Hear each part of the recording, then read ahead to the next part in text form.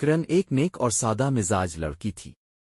اس نے محبت کی شادی کی، یہ سوچ کر کہ شوہر اس کا ہمیشہ ساتھ دے گا۔ شادی کے بعد ابتدا میں سب ٹھیک رہا، مگر جلد ہی ساس اور نند نے اس کے خلاف محاذ کھول دیا۔ ہر بات پر جھگڑا، ہر عمل پر اعتراض۔ شوہر فطرتنا اچھا انسان تھا، مگر اپنی ماں کے کہنے پر چلتا تھا۔ وہ کبھی کرن کی بات مکمل سنتا ہی نہیں تھا۔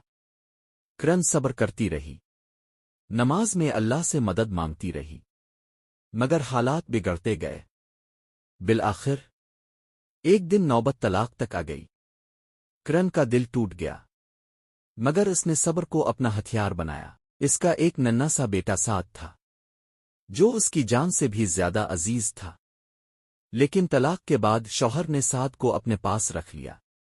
ماں کا بیٹے سے بچھڑنا ایک ایسا زخم تھا جو لفظوں میں بیان نہیں ہو سکتا۔ راتوں کو جاگ کر اس نے اپنے بیٹے کے لیے دعا کی۔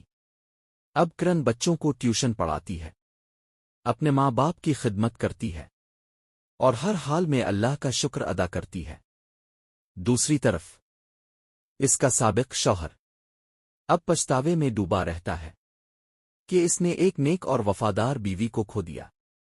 کرن کے دل میں کوئی نفرت نہیں، وہ ہمیشہ دعا کرتی ہے، اللہ میرے بیٹے کو دین دار بنا اور سب کے دلوں میں بھلائی پیدا کر۔